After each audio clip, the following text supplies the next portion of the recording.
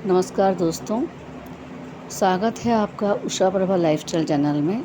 आज हम भगवान श्री कृष्ण द्वारा अर्जुन को दिए गए दिव्य उपदेशों श्रीमद् भगवत गीता के दूसरे अध्याय के पहले 40 श्लोकों का सरल और स्पष्ट हिंदी में अर्थ जानेंगे। यह उद्देश्य जीवन की उलझनों, कर्तव्यों और आत्मा की पहचान से जुड़ा है।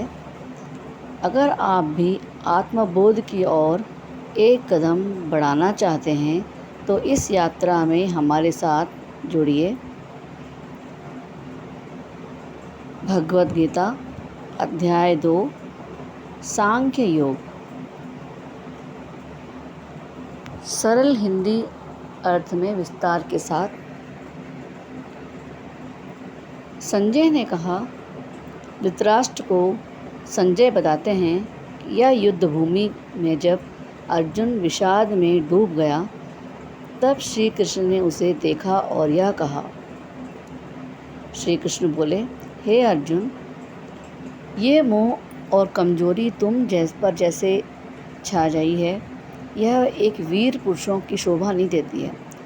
यह स्वर्ग से गिरने वाली अपयश देने वाली है। जीवन के संकटों में भाग जाना या भ्रमित होना कायरता है। श्री कृष्ण अर्जुन को उसकी जिम्मेदारी याद दिला रहे हैं। हे अर्जुन, यह नपुंसकता त्यागो, यह तुम्हारे लिए उपयुक्त नहीं है। उठो और अपने हृदय से इस दुर्बलता को निकाल फेंको। खुद पर विश्वास रखो।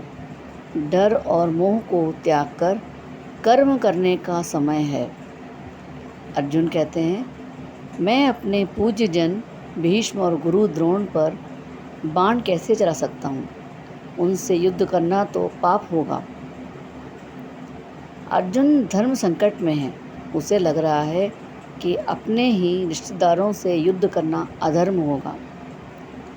अर्जुन स्वीकार करता है कि वह भ्रमित है और श्री कृष्ण से मार्गदर्शन मांगता है।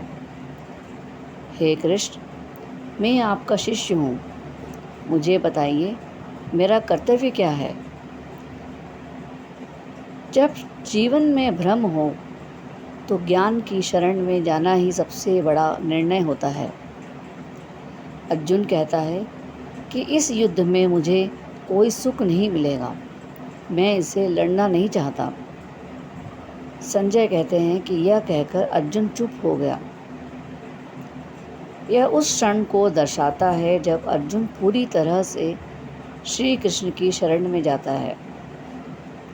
श्री कृष्ण कहते हैं, तुम ऐसे लोगों के लिए शोक कर रहे हो जो इसके योग्य नहीं हैं, फिर भी तुम ज्ञान की बातें कर रहे हो।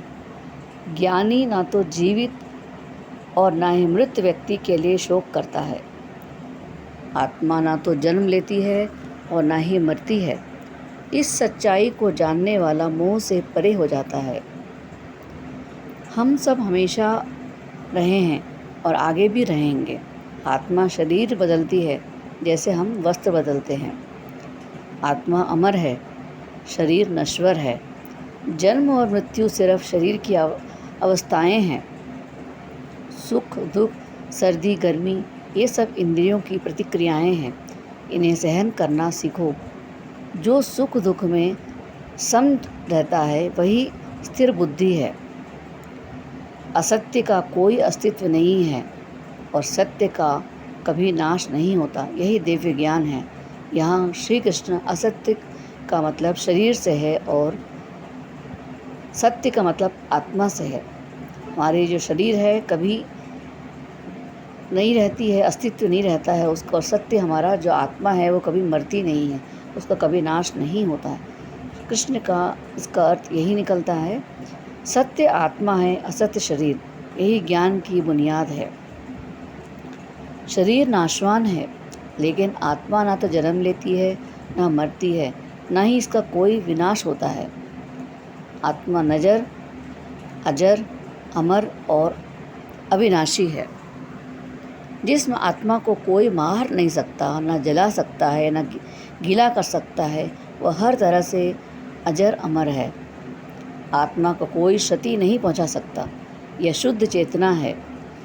यदि तुम सोचो कि आत्मा बार बार जन्म लेती है और मरती है, तब भी तुम्हें शोक नहीं करना चाहिए, क्योंकि यह प्रकृति का नियम है। मृत्यु एक पड़ाव है, ना कि अंत। इसलिए मोह त्यागो। अपने क्षत्रिय धर्म का अनुसार तुम्हें युद्ध करना चाहिए। धर्म युद्ध में भाग न लेना अपयश और पाप है।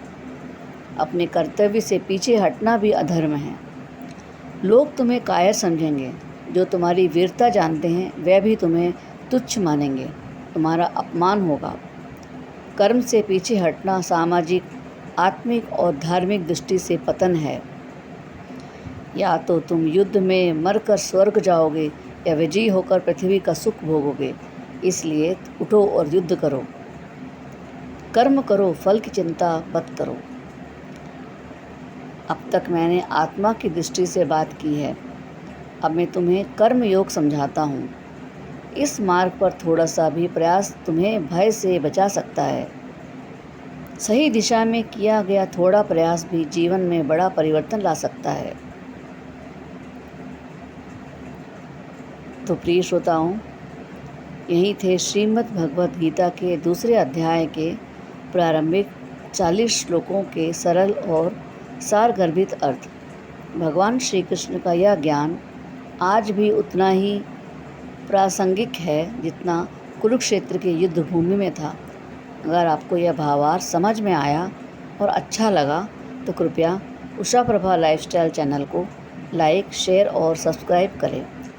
अपने विचार नीचे कमेंट में ज़रूर लिखें और अगली बड़ी से बड़ी जो हमारी दुविधा होगी हम उसे इसके माध्यम से हम दूर करेंगे और अगली कड़ी में हम अध्याय 2 के अगले श्लोकों का विस्तार से समझेंगे।